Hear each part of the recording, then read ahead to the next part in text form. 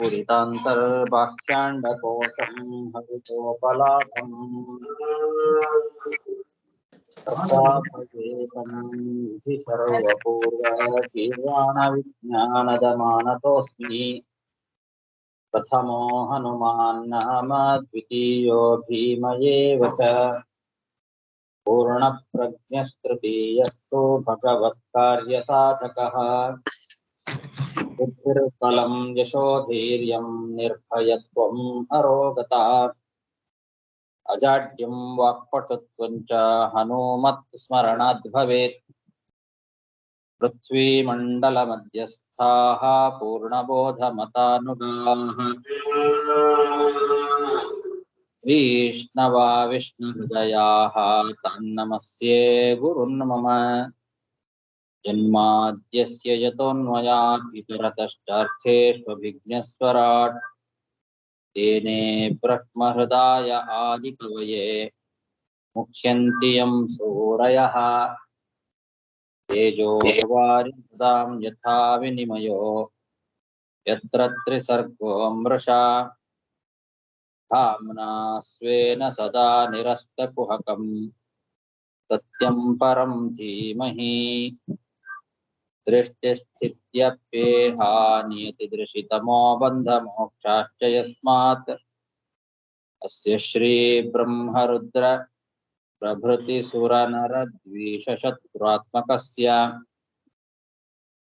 विष्णोर्व्यस्ताः समस्ताः सकलगुणनिधिः सर्वदोषव्यपेतः पूर्णानन्दो व्ययो यो गुरुरपि परमः चिन्तयेतं महान्तम् यं प्रव्रजन्तमनुपेतमपेतकृत्यं द्वैपायनो विरहकातर आजुहाव पुत्रेति तन्मयतया तरवोऽपि नेदुः तं सर्वभूतहृदयं निमानतोऽस्मि श्रीगुरुभ्यो नमः हरिः ओम् ಶ್ರೀಮದ್ಭಾಗವತದ ತೃತೀಯ ಸ್ಕಂಧದ 32ನೇ ಅಧ್ಯಾಯ 32ನೇ ಅಧ್ಯಾಯದ ಪ್ರಾರಂಭ.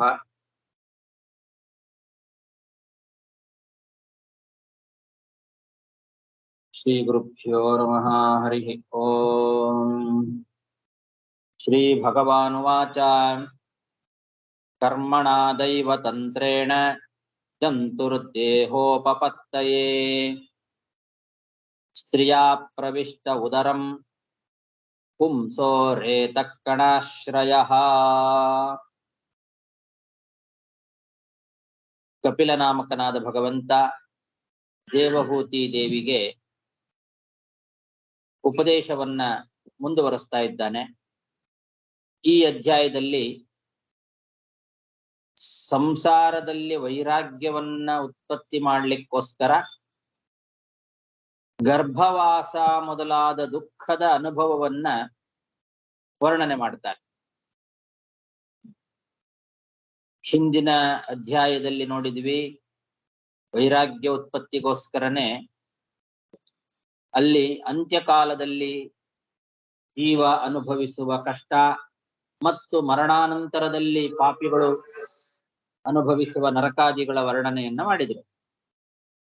ಈಗ ಮುಂದೆ ನರಕಾದಿಗಳಿಂದ ಬಂದು ಮತ್ತೊಂದು ಜನ್ಮವನ್ನ ಪಡೆಯುವಂತಹ ಆ ಜೀವ ಗರ್ಭದಲ್ಲಿ ಯಾವ ರೀತಿ ದುಃಖಗಳನ್ನ ಅನುಭವಿಸ್ತಾನೆ, ಬಾಲ್ಯದಲ್ಲಿ ಯಾವ ರೀತಿ ದುಃಖಗಳನ್ನ ಅನುಭವಿಸ್ತಾನೆ ಮೊದಲಾದ ಆ ದುಃಖದ ಅನುಭವಗಳ ವರ್ಣನೆಯನ್ನ ಈ ಅಧ್ಯಾಯದಲ್ಲಿ ಮಾಡ್ತಾರೆ.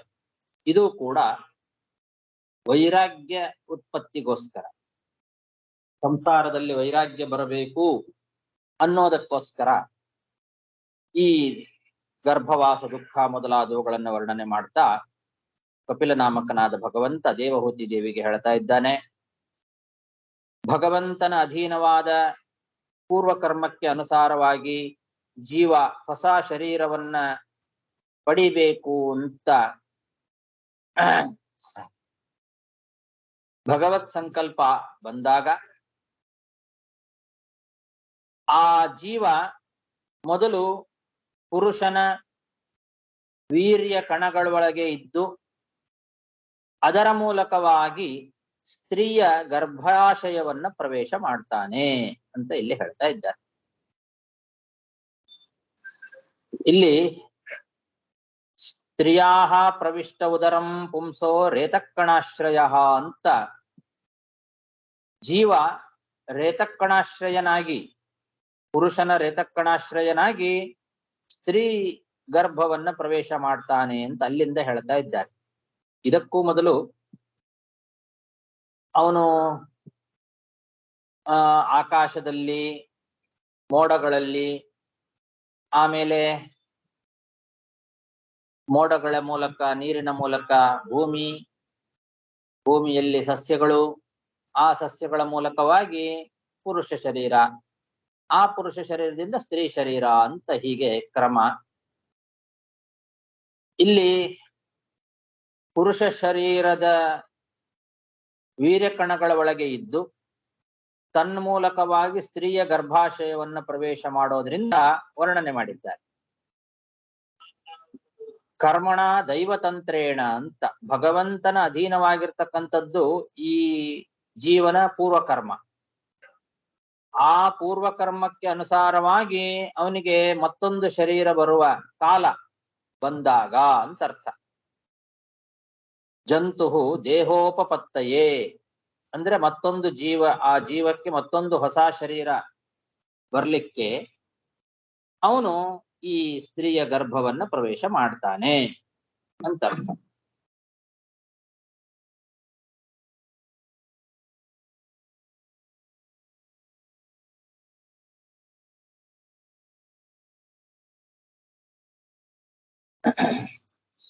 ಕರ್ಮಣ ದೈವತಂತ್ರೇಣ ಜಂತುರ್ದೇಹೋಪಪತ್ತಯೇ ಸ್ತ್ರೀಯಾ ಪ್ರವಿಷ್ಟ ಉದರಂ ಪುಂಸೋ ರೇತಕ್ಕಣಾಶ್ರಯಃ ಕಲಲಂ ತ್ವೇಕರಾತ್ರೇಣ ಪಂಚರಾತ್ರೇಣ ಬುದ್ಬುಧಂ ದಶಾಹೇನ ತು ಕರ್ಕಂಧೂಃ ಪೇಷ್ಯಂಡಂ ವಾ ತತಃ ಪರಂ.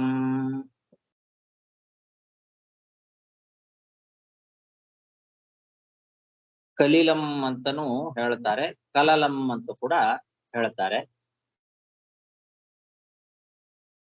ಈ ಸ್ತ್ರೀ ಶರೀರವನ್ನ ಪ್ರವೇಶ ಮಾಡಿದ ಜೀವ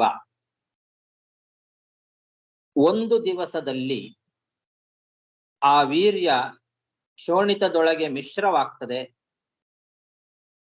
5 ದಿವಸ ಆದಾಗ ಗೋಲಕ ಆಕಾರವನ್ನ ಪಡೀತದೆ ಅಂತ.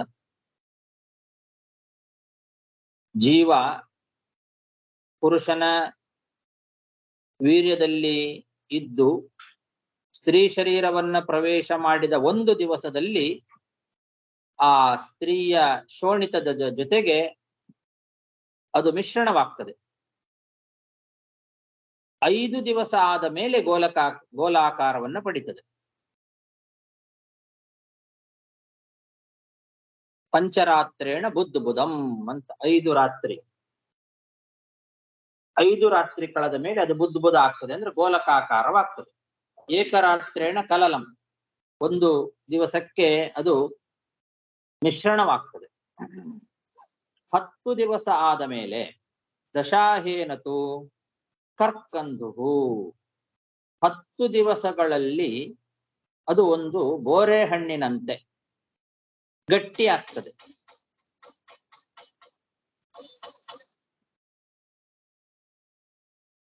ಆಮೇಲೆ ಜರಾಯುವಿನಿಂದ ಆವೃತವಾದ ಮಾಂಸದ ಮುದ್ದೆ ಆಗ್ತದೆ. ಜರಾಯು ಅಂತ ಹೇಳಿ ಅದು ಒಂದು ರೀತಿಯಾಗಿರ್ತಕ್ಕಂತಹ ಚರ್ಮ. ಆ ಚರ್ಮದಿಂದಲೇನೆ ನಮಗೆಲ್ಲ ಮುಪ್ಪು, ಮುದಿತನ ಮೊದಲಾದವುಗಳೆಲ್ಲ ಬರೋದು. ಸಾವು ಅಂತ ಹೇಳ್ತೇವೆ. ಇದೆಲ್ಲ ಜರಾಯು ಜರಾಯು ಎಂಬತಕ್ಕಂತಹ ಒಂದು ಶರೀರ. ಆ ಜರಾಯುವಿನಿಂದ ಆವೃತವಾಗಿ ಒಂದು ಮಾಂಸದ ಮುದ್ದೆ ಆಗ್ತದೆ. ಅಥವಾ ಪಕ್ಷಿಗಳಲ್ಲಿ ಹಾವು ಮೊದಲಾದವುಗಳಲ್ಲಾದ್ರೆ ಅದು ಮೊಟ್ಟೆ ಆಗ್ತದೆ. ಮನುಷ್ಯರಲ್ಲಾದರೆ ಅದು ಮಾಂಸದ ಮುದ್ದೆ ಆಗ್ತದೆ. ಪಕ್ಷಿಗಳಲ್ಲೋ ಸರ್ಪಗಳಲ್ಲೋ ಆದ್ರೆ ಅದು ಮೊಟ್ಟೆ ಆಗ್ತದೆ ಅಂತ. ತತಃ ಪೇಶಿ ಅಂಡಂ ವಾ ತತಃಪರಂ ಅಂತ. ಎರಡರಲ್ಲಿ ಯಾವ್ದಾದ್ರು ಒಂದು ಅಂತ. ಅಂದ್ರೆ ಮನುಷ್ಯರಲ್ಲಾಗುವಾಗ ಅದು ಮಾಂಸದ ಮುದ್ದೆ ಆಗ್ತದೆ ಜರಾಯುವಿನಿಂದ ಆವೃತವಾಗಿ. ಪಕ್ಷಿಗಳಲ್ಲೋ ಸರ್ಪಗಳಲ್ಲೋ ಆದ್ರೆ ಅದು ಮೊಟ್ಟೆ ಆಗ್ತದೆ ಅಂತ. ಇಲ್ಲಿ ಪೇಶಿ ಅಂಡಂ ವಾ ತತಃಪರಂ ಅಂತ ಇದೆ. ಮಾಂಸದ ಮುದ್ದೆ ಅಥವಾ ಮೊಟ್ಟೆ ಅಂದ್ರೆ ಮನುಷ್ಯ ಸ್ತ್ರೀಯ ಗರ್ಭದಲ್ಲಿ ಮೊಟ್ಟೆಯೂ ಹುಟ್ಟುತ್ತದಾ ಅಂತ ಒಂದು ಪ್ರಶ್ನೆ ಬರ್ತದೆ.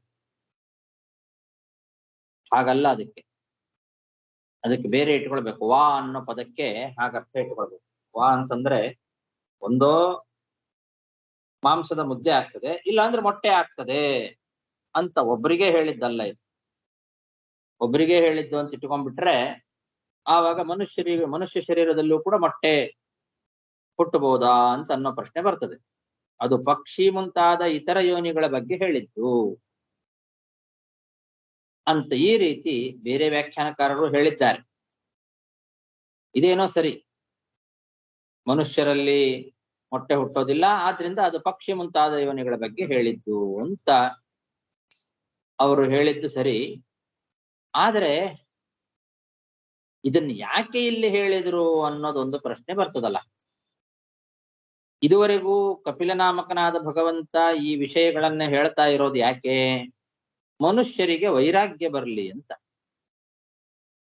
ವೈರಾಗ್ಯವನ್ನ ಉತ್ಪತ್ತಿ ಮಾಡ್ಲಿಕ್ಕೋಸ್ಕರ ಆ ಮನುಷ್ಯರ ಗರ್ಭವಾಸ, ಗರ್ಭವೃದ್ಧಿ ಮೊದಲಾದವುಗಳನ್ನ ಹೇಳಬೇಕಲ್ವಾ. ಅದು ಬಿಟ್ಟು ಪಕ್ಷಿಗಳ, ಪ್ರಾಣಿಗಳ ಬಗ್ಗೆ ಅದನ್ನ ಯಾಕೆ ಇಲ್ಲಿ ಹೇಳಿದ್ರು ಅಂತ ಒಂದು ಪ್ರಶ್ನೆ ಬರ್ತದೆ. ಅದಕ್ಕೆ ಬೇರೆ ಯಾವ ವ್ಯಾಖ್ಯಾನಕಾರರು ಉತ್ತರ ಹೇಳೋದಿಲ್ಲ. ಇದು ಪಕ್ಷಿ ಮುಂತಾದ ಶರೀರಗಳ ಬಗ್ಗೆ ಹೇಳಿದ್ದು ಅನ್ನೋದು ಸರಿ, ಮೊಟ್ಟೆ ಆಗ್ತದೆ ಅಂತ ಹೇಳಿದ್ದು ಪಕ್ಷಿಗಳ ಬಗ್ಗೆನೆ. ಆದ್ರೆ ಅದನ್ನ ಇಲ್ಲಿ ಯಾಕೆ ಹೇಳಿದ್ರು ಅನ್ನೋದಕ್ಕೆ ಉತ್ತರ ಇಲ್ಲ.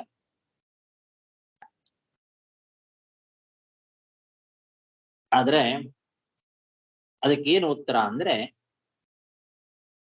ಜೀವ ಅನೇಕ ಕರ್ಮಗಳನ್ನ ಮಾಡ್ತಾನೆ.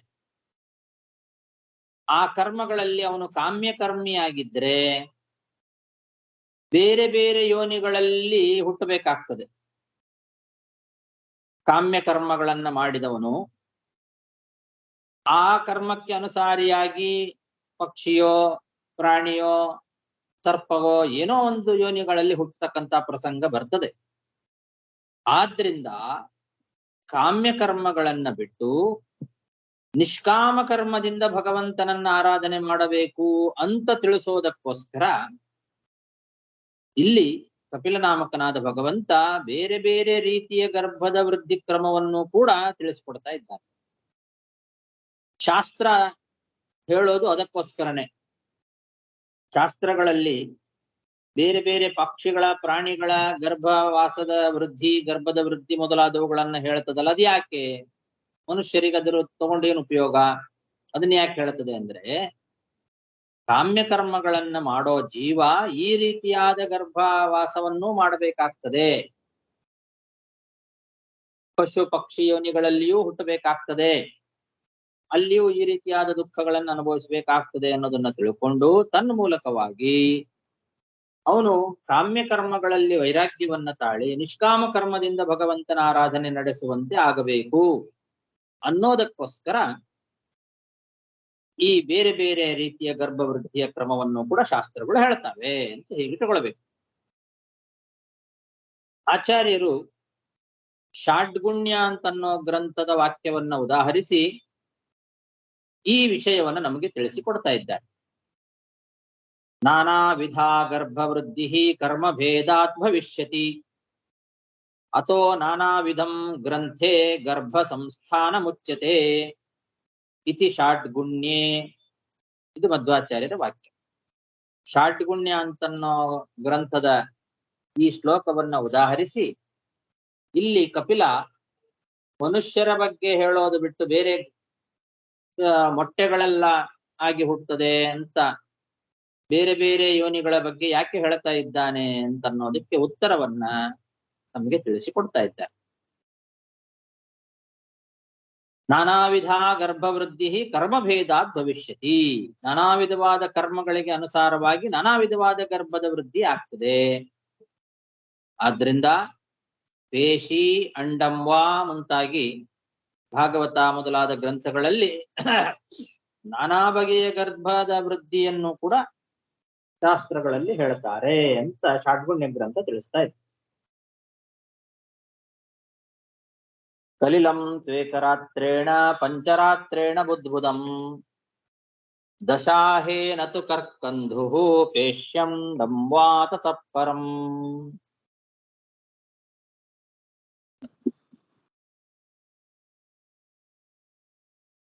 ಮಾಸೇನ ತು ಶಿರೋ ದ್ವಾಭ್ಯಾಂ ವಾಕ್ವಂಘ್ರ್ಯಾದ್ಯಂಗ ವಿಗ್ರಹಃ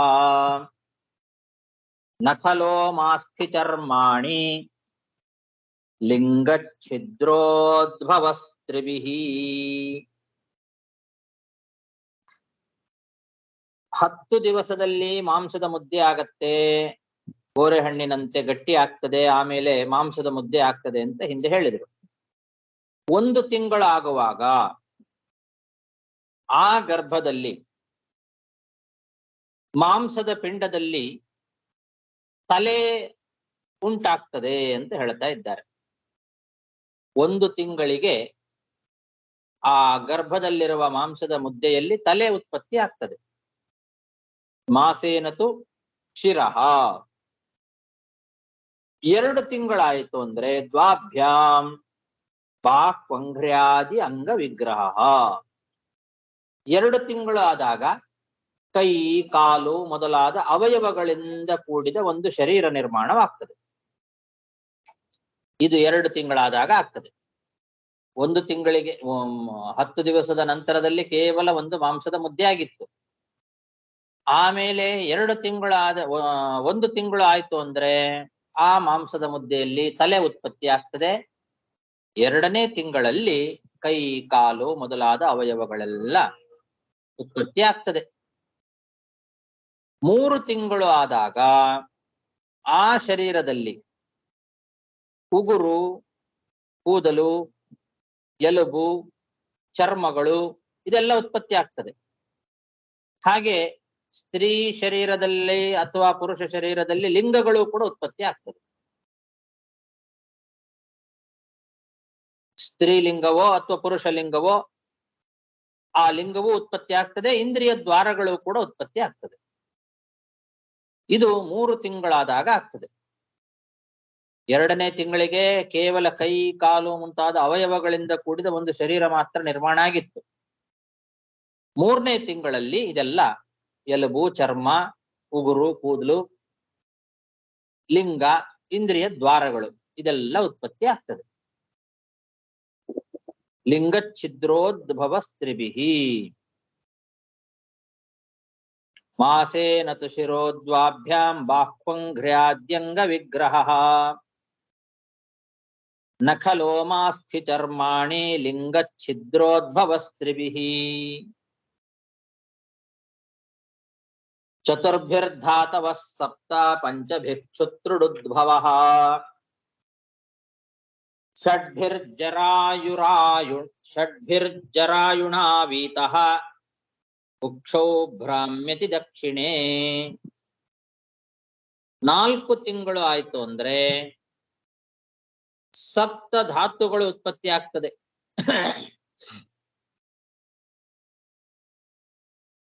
4ನೇ ತಿಂಗಳಲ್ಲಿ ತ್ವಕ್, ಚರ್ಮ, ಮಾಂಸ ಮೊದಲಾದ ಸಪ್ತ ಧಾತುಗಳು ಇದೆಲ್ಲ 4ನೇ ತಿಂಗಳಲ್ಲಿ ಉತ್ಪತ್ತಿ ಆಗ್ತದೆ.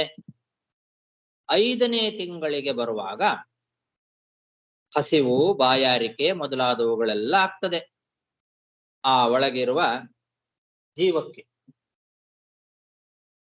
ಪಂಚಭಿಹಿ ಕ್ಷುತ್ರುಡುದ್ಭವ. ಕ್ಷುತ್ ತೃಟ್ ಅಂದ್ರೆ ಹಸಿವು, ಬಾಯಾರಿಕೆ ಮೊದಲಾದವುಗಳೆಲ್ಲ 5ನೇ ತಿಂಗಳಲ್ಲಿ ಉತ್ಪತ್ತಿ ಆಗ್ತದೆ. 6ನೇ ತಿಂಗಳಿಗೆ ಬಂದಾಗ ಜರಾಯು ಎಂಬತಕ್ಕಂತಹ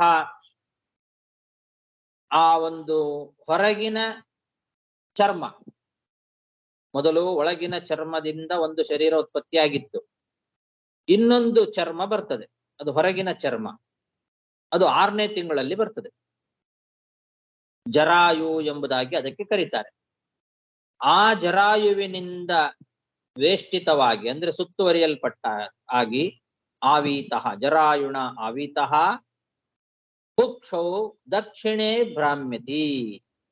ತಾಯಿಯ ಬಲಗಡೆ ಹೊಟ್ಟೆಯಲ್ಲಿ ತಿರುಗುತ್ತಾ ಇರ್ತದೆ. ಬಲಭಾಗದಲ್ಲಿ ಆ ಗರ್ಭಚೀಲದಿಂದ ಆವೃತವಾಗಿ 6 ತಿಂಗಳು ಕಳೆಯುವಾಗ ಬಲಭಾಗದ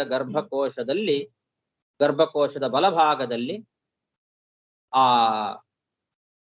ಶರೀರ ತಿರುಗುತ್ತಾ ಇರ್ತದೆ, ಸಂಚಾರವನ್ನು ಮಾಡಲಿಕ್ಕೆ ಪ್ರಾರಂಭ ಮಾಡ್ತದೆ. ಆವಾಗ ಅದಕ್ಕೆ ಹಸಿವೆ, ತೃಷೆ ಎಲ್ಲ ಆಗ್ತದೆ. ಚತುರ್ಭಿರ್ಧಾತವ ಸಪ್ತ ಪಂಚಭಿಕ್ಷುದೃಡುದ್ಭವ ಷಡ್ಭಿರ್ಜರಾಯುಣಾವೀತಃ ಕುಕ್ಷೌ ಭ್ರಾಮ್ಯತಿ ದಕ್ಷಿಣೆ. ಸಪ್ತಮೇ ಜನ್ಮ ಕರ್ಮಾಣಿ ಗತಾನಿ ಸ್ಮರತೆ ಋಷಿಃ ಜಗತ್ಯಾಂ ಯಾನಿ ದೇವಸ್ಯ ಮಾಯಯಾ ಬಂಧಮಾತ್ಮನಃ. 7ನೇ ತಿಂಗಳು ಬರುವಾಗ ಗರ್ಭದಲ್ಲಿರುವ ಆ ಜೀವಕ್ಕೆ ಜ್ಞಾನೋತ್ಪತ್ತಿ ಆಗ್ತದೆ. ಅಲ್ಲಿವರೆಗೂ ಜ್ಞಾನ ಇರೋದಿಲ್ಲ.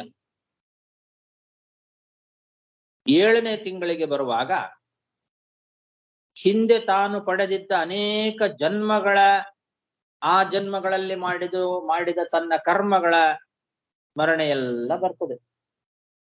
7ನೇ ತಿಂಗಳಿಗೆ ಆ ಬಲಗಡೆ ಹೊಟ್ಟೆಯಲ್ಲಿ ಸಂಚಾರವನ್ನು ಮಾಡ್ತಾ ಇರ್ತಕ್ಕಂತಹ ಜೀವಕ್ಕೆ ಜ್ಞಾನೋದಯ ಆಗ್ತದೆ. ಜನ್ಮ ಕರ್ಮಾಣಿ ಗತಾನಿ ಸ್ಮರತೆ ಅಂತಾರೆ. ಗತಾನಿ ಜನ್ಮ ಕರ್ಮಾಣಿ, ತಾನು ಹಿಂದೆ ಪಡೆದ ಅನೇಕ ಜನ್ಮಗಳ ಕರ್ಮಗಳನ್ನೆಲ್ಲ ಸ್ಮರಣೆ ಮಾಡ್ಕೊಳ್ತಾನೆ. ಅದೆಲ್ಲ ನೆನಪಾಗ್ತದೆ ಗರ್ಭದಲ್ಲಿ 7ನೇ ತಿಂಗಳು ಬರುವಾಗ. ತಾನು ಭೂಮಿಯಲ್ಲಿ ಯಾವ ಜನ್ಮಗಳನ್ನ ಪಡೆದಿದ್ದೆ, ಆಯಾ ಜನ್ಮಗಳಲ್ಲಿ ನಾನು ಏನೇನು ಕರ್ಮಗಳನ್ನ ಮಾಡಿದೆ, ಅದೆಲ್ಲದರ ಸ್ಮರಣೆ ಬರ್ತದೆ. ಭಗವಂತನ ಇಚ್ಛೆಯಿಂದ, ದೇವಸ್ಯ ಮಾಯಯ ಅಂತಂದ್ರೆ ಭಗವಂತನ ಇಚ್ಛೆ. ಆ ಭಗವಂತನ ಇಚ್ಛೆಯಿಂದ ತಾನು ಸಂಸಾರದ ಬಂಧನದಲ್ಲಿ ಇದ್ದದ್ದನ್ನೆಲ್ಲ ತಿಳಿತಾನೆ. ಹಿಂದೆ ನಾನು ಸಂಸಾರ ಬಂಧನದಲ್ಲಿ ಹೇಗೆ ಇದ್ದೆ, ಏನೇನು ಕರ್ಮಗಳನ್ನ ಮಾಡಿದೆ, ಆ ಕರ್ಮಕ್ಕೆ ಅನುಸಾರಿಯಾಗಿ ನಾನು ಏನೇನು ದುಃಖಗಳನ್ನ ಅನುಭವಿಸಿದೆ, ಅದೆಲ್ಲದರ ಸ್ಮರಣೆ 7 ತಿಂಗಳಾಗುವಾಗ ಬರ್ತದೆ ಆ ಮಗುವಿಗೆ. ಜಗತ್ಯಾಂ ಯಾನಿ ಬಂಧಂ ಆತ್ಮನಃ. ಜಗತ್ಯಾಂ ಅಂದ್ರೆ ತಾನು ಕರ್ಮಭೂಮಿಯಲ್ಲಿ ಹುಟ್ಟಿ ಏನೇನು ಜನ್ಮಗಳನ್ನ ಪಡೆದಿದ್ದೆ, ಏನೇನು ಕರ್ಮಗಳನ್ನ ಮಾಡಿದೆ, ಇದೆಲ್ಲ ಭಗವಂತನ ಇಚ್ಛೆಯಿಂದ ಆ ಸಂಸಾರದ ಬಂಧನದ ಅನುಭವ ಏನೇನಾಗಿತ್ತು ಅದೆಲ್ಲದರ ಸ್ಮರಣೆ ಬರ್ತದೆ. ಋಷಿಹಿ ಅಂತ ಇದೆ ಇಲ್ಲಿ. ಋಷಿಹಿ ಅಂತಂದ್ರೆ ಜ್ಞಾನಿ ಅಂತ ಅರ್ಥ. ಅಂದ್ರೆ ಅವನಿಗೆ 7ನೇ ತಿಂಗಳಲ್ಲಿ ಜ್ಞಾನಿ ಆಗ್ತಾನೆ. ಜ್ಞಾನಿ ಆಗ್ತಾನೆ ಅಂತಂದ್ರೆ ಜ್ಞಾನ ಬರ್ತದೆ ಅಂತ ಅಷ್ಟೇ ಅರ್ಥ. ಅಲ್ಲಿವರೆಗೂ ಜ್ಞಾನ ಇರೋದಿಲ್ಲ. 6 ತಿಂಗಳ ಒಳಗೆ ಗರ್ಭದಲ್ಲಿ ಆ ಮಗುವಿಗೆ ಜ್ಞಾನ ಇರೋದಿಲ್ಲ. 7ನೇ ತಿಂಗಳಿಗೆ ಋಷಿ ಆಗ್ತಾನೆ ಅಂದ್ರೆ ಜ್ಞಾನಿ ಆಗ್ತಾನೆ. ಹಿಂದಿನ ಅನೇಕ ಜನ್ಮಗಳ ಜ್ಞಾನ ಅವನಿಗೆ ಬರ್ತದೆ. ಅಂದ್ರೆ ಸರಿಯಾದ ಜ್ಞಾನ ಉತ್ಪತ್ತಿ ಆಗ್ತದೆ ಅಂತ ಅರ್ಥ. 7ನೇ ತಿಂಗಳಿಗೆ ಆಗುವಾಗ ಸರಿಯಾದ ರೀತಿಯಲ್ಲಿ ಜ್ಞಾನೋತ್ಪತ್ತಿ ಆಗ್ತದೆ.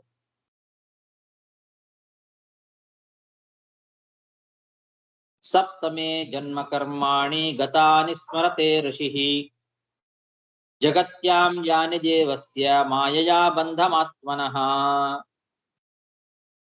ಮಾತುರ್ಜಗ್ಧಾನ್ನಪಾನಾಭ್ಯಾಂ ಏಧೇತಾತುರಸಮ್ಮತಃ ಆಸ್ತೆ ವಿಣ್ಮೂತ್ರಯೋರ್ಗರ್ತೆ ಸಜಂತುರ್ಜಂತು ಸಂಭವೇ.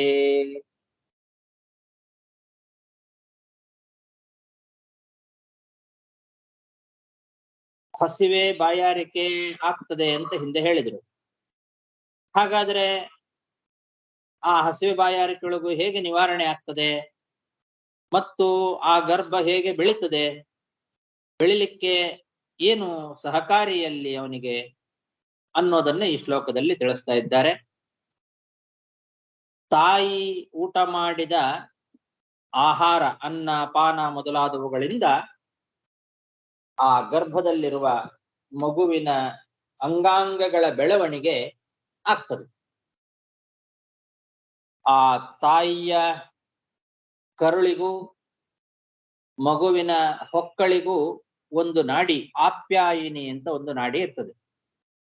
ಈ ಆಪ್ಯಾಯಿನಿ ಎಂಬ ನಾಡಿ ಮೂಲಕವಾಗಿ ತಾಯಿ ಊಟ ಮಾಡಿದ ಅನ್ನ ಪಾನ ಮೊದಲಾದವುಗಳೆಲ್ಲ ಆ ಗರ್ಭದಲ್ಲಿರುವ ಮಗುವಿನ ಅಂಗಾಂಗಗಳ ಬೆಳವಣಿಗೆಗೆ ಅದು ಕಾರಣವಾಗ್ತದೆ. ಒಬ್ಬ ರೋಗಿಯಾಗಿರ್ತಕ್ಕಂಥವನು ಮತ್ತೊಬ್ಬರು ಕೊಡುವ ಆಹಾರದಿಂದ ಹೇಗೆ ಬದುಕ್ತಾನೋ ಹಾಗೆ ಪರಾಧೀನನಾಗಿ ಬದುಕ್ತಾನೆ. ರೋಗಿಗಳು ಹಾಸಿಗೆ ಹಿಡಿದು ಮಲ್ಕೊಂಡಾಗ ಅವರಿಗೆ ಯಾರಾದ್ರೂ ಆಹಾರವನ್ನು ತಂದು ಕೊಟ್ರೆ ಅದೇ ಅವರಿಗೆ ಬದುಕಿಗೆ ದಾರಿ.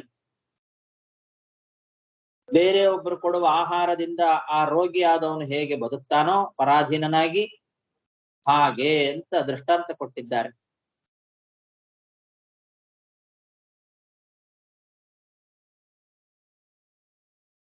ಆತುರ ಸಮ್ಮತಃ ಅಂತ.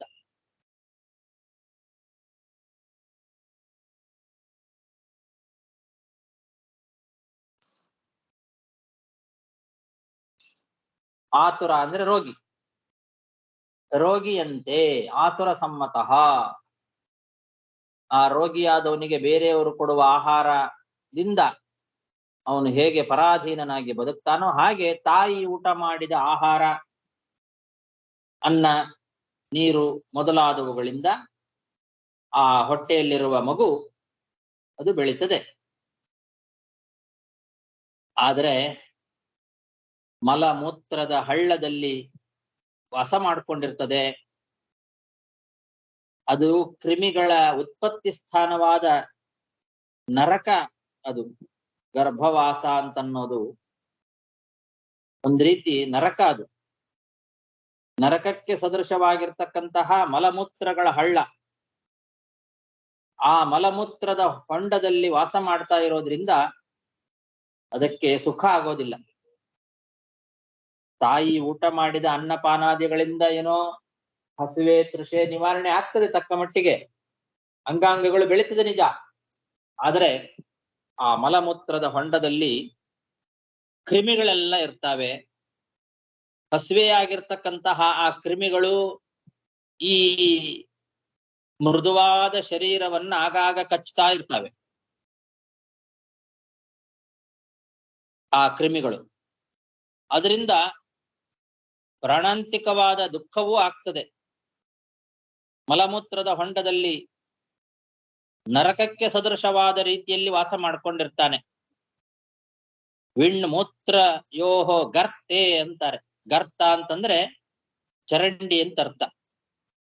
ಮಲಮೂತ್ರಗಳು ಹರಿಯುವ ಚರಂಡಿಯಂತೆ ಇರುವಂತಹ ಆ ಗರ್ಭದಲ್ಲಿ ಆ ಮಗು ಬಹಳ ಕಷ್ಟದಿಂದ ವಾಸ ಮಾಡ್ತಾ ಇರ್ತದೆ. ಮಾತುರ್ಜಗ್ಧಾನ್ನಪಾನಾಭ್ಯಾಂ ಏಧೇತಾತುರ ಸಮ್ಮತಃ ಆಸ್ತೆ ವಿಣ್ಮೂತ್ರಯೋರ್ಗರ್ತೆ ಸಜಂತುರ್ಜಂತು ಸಂಭವೇ. ಕ್ರಿಮಿಭಿಕ್ಷತ ಕಡ್ವಂಗಃ ಸೌಕುಮಾರ್ಯಾತ್ ಪ್ರತಿಕ್ಷಣಂ ಮೂರ್ಛಾಮಾಪ್ನೋತ್ಯುರುಕ್ಲೇಶಃ ತತ್ರತ್ಯೈಕ್ಷುಧಿತೈರ್ಮುಹುಃ.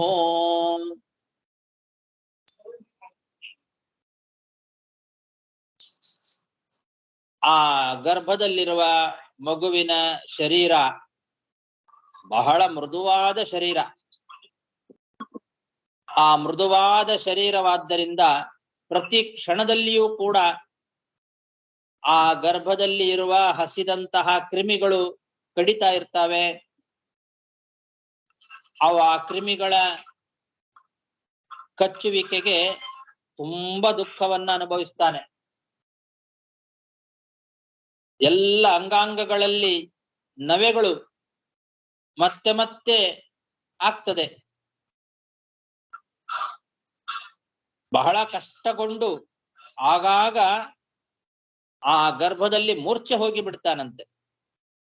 ಆ ದುಃಖವನ್ನ ತಾಳ್ಲಿಕ್ಕಾಗದೆ ಆ ಕ್ರಿಮಿಗಳು ಕಚ್ಚುತ್ತಾ ಇರೋದು, ಮಲಮೂತ್ರದ ಹೊಂಡದಲ್ಲಿ ಬಿದ್ದು ಕಷ್ಟಪಡ್ತಾ ಇರೋದು, ಇದನ್ನೆಲ್ಲ ಸಹಿಸ್ಕೊಳ್ಳಿಕ್ಕಾಗದೆ ಎಷ್ಟೋ ಸಲ ಆ ಮಗು ಅಲ್ಲೇ ಮೂರ್ಛೆ ಹೋಗಿ ಬಿಡ್ತದೆ. ಮೂರ್ಛಾವಸ್ಥೆ. ಮೂರ್ಛಾಮಾಪ್ನೋತಿ ಉರುಕ್ಲೇಶ. ಉರುಕ್ಲೇಶ ಅಂದ್ರೆ ಬಹಳ ಕಷ್ಟ, ದೊಡ್ಡ ನರಕ ಅದು ಗರ್ಭವಾಸ ಅನ್ನೋದು. ಯಾಕೆಂದ್ರೆ ಬಹಳ ಮೃದುವಾದ ಶರೀರ. ಸೌಕುಮಾರ್ಯಾತ್, ತುಂಬಾ ಮೃದುವಾದ ಶರೀರಕ್ಕೆ ಆ ಕ್ರಿಮಿಗಳು, ಹಸಿದಂತಹ ಕ್ರಿಮಿಗಳು ಕ್ಷಣ ಕ್ಷಣಕ್ಕೂ ಕಚ್ಚುತ್ತಾ ಇರ್ತವೆ. ಅದರಿಂದ ತುಂಬಾ ವೇದನೆಯನ್ನ ಅನುಭವಿಸ್ತದೆ ಆ ಮಗು. ಅದನ್ನ ಮತ್ತೆ ಮತ್ತೆ ಅಂತ ಮುಹು ಅಂತ ಮತ್ತೆ ಮತ್ತೆ ಆ ರೀತಿಯಾದ ಸರ್ವಾಂಗಗಳ ಕಡಿತ ನವೆಗಳನ್ನ ಅನುಭವಿಸ್ತಾನೆ. ಬಹಳ ದುಃಖಗೊಂಡು ಅವಾಗವಾಗ ಮೂರ್ಛೆ ಹೋಗಿ ಬೀಳುತ್ತಾನೆ. ಕ್ರಿಮಿಭಿಕ್ಷತ ಖಡ್ವಂಗಃ ಸೌಕುಮಾರ್ಯಾತ್ ಪ್ರತಿಕ್ಷಣಂ ಮೂರ್ಛಾಮಾಪ್ನೋತ್ಯುರುಕ್ಲೇಶಃ ತತ್ರತ್ಯೈಕ್ಷುಧಿತೈರ್ಮುಹುಃ.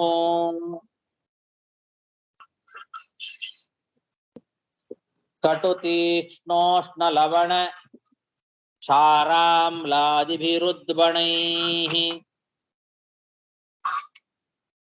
ಮಾತೃಭುಕ್ತೈರುಪಸ್ಪೃಷ್ಟಃ ಸರ್ವಾಂಗೋತ್ಥಿತ ವೇದನಃ.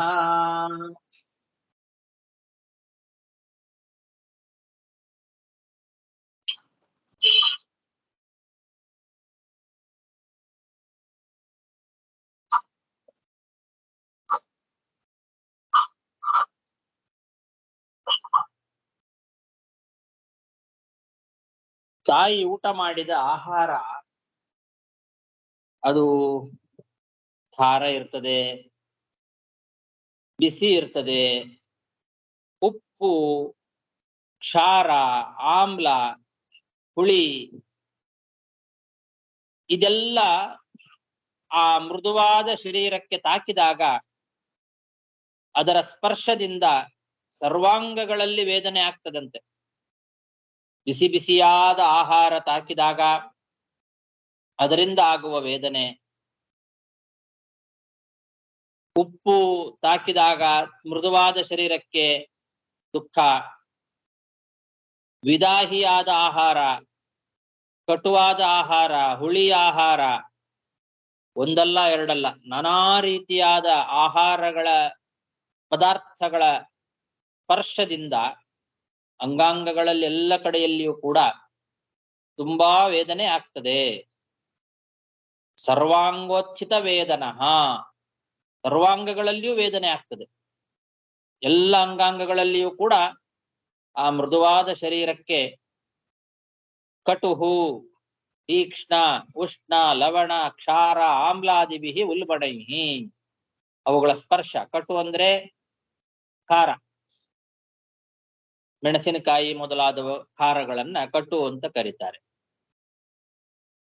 ಅದು ಒಂದು ದ್ರವ್ಯದಲ್ಲಿ ಆಶ್ರಿತವಾದ ಧರ್ಮ ಅಂತ ಇಟ್ಟುಕೊಳ್ಬಹುದು.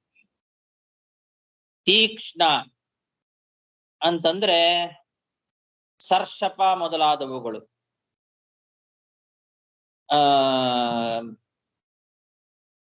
ಸಾಸಿವೆ ಮೊದಲಾದವುಗಳು. ಆಮೇಲೆ ಉಷ್ಣ ಅಂದ್ರೆ ಬಿಸಿಯಾದದ್ದು, ಬಿಸಿಯಾದ ದ್ರವ್ಯ. ಲವಣ ಅಂತಂದ್ರೆ ಉಪ್ಪು. ಕಟು, ತೀಕ್ಷ್ಣ, ಉಷ್ಣ, ಲವಣ. ಆಮೇಲೆ ಕ್ಷಾರ, ಕ್ಷಾರ ಅಂತಂದ್ರೆ ಸುಟ್ಟ ಪದಾರ್ಥಗಳು.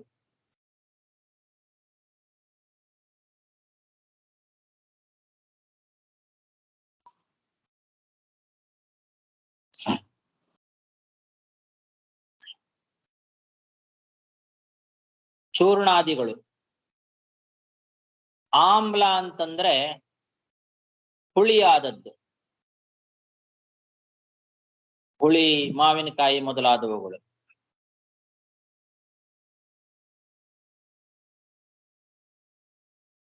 ಹುಣಸೆ ಹಣ್ಣು ಮೊದಲಾದವುಗಳು, ಇದು ಆಮ್ಲ.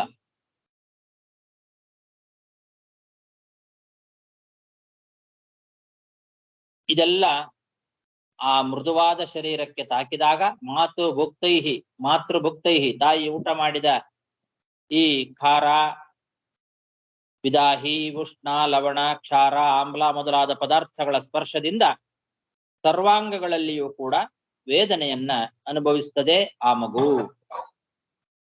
ಕಟು ತೀಕ್ಷ್ಣೋಷ್ಣ ಲವಣ ಕ್ಷಾರಾಮ್ಲಾದಿಭಿರುಲ್ಬಣೈಹಿ ಮಾತೃಭುಕ್ತೈರುಪಸ್ಪೃಷ್ಟ ಸರ್ವಾಂಗೋತ್ಥಿತ ವೇದನಃ. ಅಲ್ಲಿಗೆ 8 ಶ್ಲೋಕ ಆಯ್ತು. ಸಾಕು. ಶ್ರೀಕೃಷ್ಣಾರ್ಪಣಮಸ್ತು.